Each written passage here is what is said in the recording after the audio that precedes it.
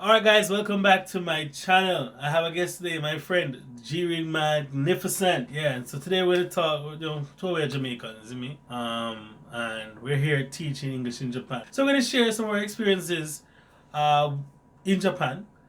First we're gonna talk about teaching experiences. We work with the same company and we both have different experiences. We look differently. I'm a bit taller than him, I'm a bit more, I mean, but I still think I'm big in comparison, right? Right. If we're beside each other, probably a little bit. Yeah, but I'm a bit, and he's a little more Ikemen looking, I guess, to them. They're poor standards, of course, because clearly. Sure. Alright, G, we're going to start off. What was your first impression of teaching when you came to Japan? Like, what were your expectations coming in to do? Well, I mean, honestly, coming from like Jamaica, you're used to like kids and like students being to a point they'll be very disciplined. You know what I mean? But you come to realize, especially with like our company, that you're kind of teaching fun education versus just like strict education. Right. So like the students when they come, they don't really expect to. Like, they come firstly for fun, right? And then like secondly is the education part. So the kids they tend to be more energetic when they come. I don't know. So yeah. Well, I guess a lot of a lot of things have been said about Japanese students that they're the most disciplined, they're the most honest, and they're the most this are a bit more of exaggerations you'd say them basically. So I've been here for like 4.5 years. He's been here what, 3.5? Three? Like three. exactly three. Exactly three. Yeah. So I mean, it's not like we're talking out of our asses here. So. Yeah, so we have had different experiences and similar experiences with Japanese kids, and we're in two different areas. So I guess we kind of it kind of shows that can be a better representation then of what Japan could be like, or So he's in the Kansai area. I was in the Tokai area first, which was in Toyota, Nagoya, and then I moved to Kanto now, which is Chiba, and he was always in the Kansai, right? I've been in like Kansai region. Kansai region, so. So we have two different experiences. Yeah. But at least, like for me, I lived in like the countryside first for the first 2 years, and then you went to the city. So it's a different dynamic. So what dynamics did you like feel like? Like in terms of differences between the students, like when it comes to like energy level or like genkiness or what we would consider not necessarily rude, but just their energy. Yeah. The kids I find in the country in Naka regions, it's more like they are genkier in terms of energy. Like they like to run around the classroom and do all the rubbish, you know what I mean? Oh really? Okay. But they're more respectful. So like for me I can have kids that are rude or like genky in the classroom, very energetic. But at the end of the day, they have respect for me. You know what I mean? Versus now city kids, they I moved to the money. city, right? So they have Rich money. Kids. They're less energetic in terms of like movement, but in terms of when they talk and their actions towards you, it is like it gets like on the skin, because you're used to especially as a Jamaican, you're used to a certain like if you're the teacher, he's not supposed to respond to you in a certain way or not supposed to act a certain way. Right, that's you know what I mean? But I had an experience. I went although when you go to cover at a school, it's like a one-off experience. I went somewhere for a week in the rural part of Kanazawa, Ishikawa Prefecture. The kids were just like, classes are huge. 13, 10, 9, 8 kids. But they were just like, they come to work. They come to, they're using English to escape like whatever they're going through in life. They just they come. There were 2 kids out of that week. There was one class with twins that did judo. Right. And they were the only people that gave me trouble. I think it also speaks to the sizes of the classroom, because that classroom is big like 4 Leopolis. So I mean, they have the work area and they have somewhere else they can go and play when it's game time. Right. So you don't have to move the desk. The desks are set out already. They sit on the desk, leave the books, and then move over to an area where they can play a game. So they know it's game time, so they focus on the game. And when it's book time, it's book time. So I don't know if that classroom setup has anything to do with how the kids react. But for me, Toyota had a lot of rich people. And some of those kids were really bratty. And they're like, oh, I don't need English. What I just need Japanese only. And they say a lot of slick things under their breath when they think you don't understand. And so a lot of people, if you don't understand Japanese, you won't realize what they're saying to you. Right. And they smile like, sensei, and why you call me fat? What did I do to you? You know what I mean? So I feel that a lot of the hype that is around the discipline and the behavior of the Japanese kids is like not really. It's just hype because yes, kids around the world are gonna be kids, right? So I mean, I don't know. So what? For me, like, I think a lot of it has to do with like how the parents kind of raise them, like especially like in the Japanese, like I don't know if it's culture, like how they grow up. It's kind of like, you know, for us, we grew up more like strict, and then the older we get is the more freedom we have. Yeah. For them, it's like the reverse. Possibly, yeah, that's because the Japanese system is like strict when they get older, like they have to work so seriously. I think they tend to like let them run around when they're free, like when they're like a lot younger. High school, they start becoming right. Exactly, it's like a switch. So that's why like most of the classes that are like probably like 15 years and older, like they probably you probably might have ones that are not really rude, but they're like very quiet or like they but it's like it's not the same as the younger ones where they run like exactly. Like them in a Lion King safari, run up and down, stampede every class. Alright, so in your opinion, and we're trained to be teachers. So I mean, I guess that also factors in how we would, our expectations for the job as well as the teaching. Right.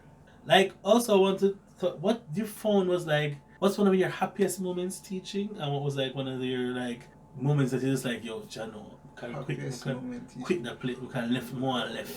Like the moment that a kid does something or even like, appearance or something, you just like, Jano, I mean, you feel like you work. For me, like, I guess my happiest moment is kind of like one of my sadder moments as well. You know what I mean? Like, is when I was leaving the whole area and moving to like a different area. Yes. Like, you don't know that the parents appreciate it that much. Right, it's true, right? I mean? Right. So it's like, I was leaving the school and like it was my last day and I was telling them before that I was leaving. And like the family, like the whole, like everyone basically at the school came together and they bought me like a gift and stuff. And I was like I was so surprised. Like, I did not expect it at all. Must you know what I mean? And it was one of the harder classes I had to teach. Where I was always like upset. You know what I mean? And for it to come from that class, I was very surprised. You know what I mean? So that would be probably like my happiest moment. For me, I don't have like, I have bad classes, you know what I mean? But it's more like the kids are just super uncontrollable. I have so many of them, you know what I mean? I can't like pick one particular so time. You find that you have Japanese kids that are like, no matter what you do, it's a regular thing, just can't control themselves. But I mean, I would say the worst thing for me is just like if they don't have any respect. I mean, if it's just completely like disrespect in a sense where, like, as I said before, like they can be rude, but at the end of the day, if I say something to you, you respond with respect. But then if you can't control yourself, what you're gonna do? Sorry, let me speak English. If you can't control yourself, right, what are you gonna do, right? Right, exactly. Right. So, well, for me, like the same thing. I left the school. I was leaving my school after 4 years, and I kind of saw when the parents were shuffling to this one. They took a picture of me, and then they came back later and did like a write up board with stuff for messages for me and stuff. But I thought a family, a little sister, the boy in the middle, and the older sister, and each of them wrote a letter to me. And the youngest one said, "Yo, from the first moment you taught me with a happiness and a kindness." And I'm like, what is this girl talking about? What is going on? So I started reading more, and it's some similar items start well up like I'm cutting onions. I'm like, what's going on in here? And like the girl said, "Forget me never," right? This one. Fine. So yeah, that's lost everything that moment because that girl, I've been teaching her for a long time. So it's from a young age. 4 years, and she has grown, and she's always like, she's actually not supposed to be in the same class as her older brother, but she come along and she try and she fight and she try her best, and it was really just like really touching. My worst moment, there's so many bad moments. I think what hurt me the most with one student was one student when I was trying to correct his words, a junior high school student, and I was writing in his book. We were fine previous months or whatever. Homeboy look and say. After I corrected his book and touched his book, he was like, "Kitanai," and started to turn over the book and rub it on the desk, saying my skin is dirty. Sensei is dirty. So I said, what? I didn't understand what it meant. But then I saw him clean the book, so why is he cleaning the book? Then he's like, ugh. Like it wasn't enough, and he started rubbing it on the carpet, and he went over to the wall, and he rubbed it on the wall. I'm like, this is for like, let me say, like, what? But it's after I started internalize, I said, what? So the man thinks I'm skin. At a point, I never had built up the tolerance. No, I don't care what the man does. It just shocked me. Like, how you can just, I don't know. Like, I felt that way because, like, but think everything is cool, and it showed me. But that's showed me first experiences. First experiences with something like that. So it kind of showed me that you can't really like see people at face value. Well, it's a kid, right? So like for me, right, like the whole gorilla thing, because like Japanese kids, I say like you're a gorilla, but it for me personally, it doesn't only have to do with like black people, like even like whites. Yeah, I heard after like me get upset, or like, yeah, right. It's any other foreigner or even kind of get gorillas, and apparently they call themselves gorillas, like Japanese people call themselves gorillas. So depends on the heariness. Most is heariness, or if you so you don't have much to do with like your complexion. But they have to also know you. You have to give them life lessons, bro. They can't go to give them most of yeah, but you can't. They can't go out in the world saying, "Oh, look at that black guy. He looks like a gorilla." His life, that's it. He's gonna get harmed. So in my reaction to them to tell them, hey guys, that's not a good word to say to a foreigner because XYZ. They don't understand, like they understand it's wrong because oftentimes when I say, why did you do that? You know it's wrong, right? Them say, yeah, right, for real. I know it's not funny or whatever. So it's like if some of them like the youngest ones like the little kids like 2, 3, 4 year old, when they say gorilla, I'm like, come on, don't stop. But I don't really go out them. But elementary school students and the junior high school, they say anything. I was like, cut that in. As long as I'm old enough to... Yeah, they're old enough to understand certain things, right? For me though, my first experience, I wouldn't even say like, there's only like one time I've ever really felt like some sort of like racism, and it's not even in the classroom. Because I understand to a point where the kids kind of coming from like Japan, they, you know, they're not really at that level where they're, you know, they're not really that, they're smart, but they're not like smart in terms of like world things, knowledge, right? So, but like my first experience is like, in terms of like knowing, you know, like kids see us differently. So like I was teaching a class and a kid was sitting beside me, which is like they don't normally sit directly beside us, like we usually kind of have like some space, but for some reason he wanted to sit beside me. So this kid, he decided to smell he smelled my hand, and he's like, sensei, chocolate cake.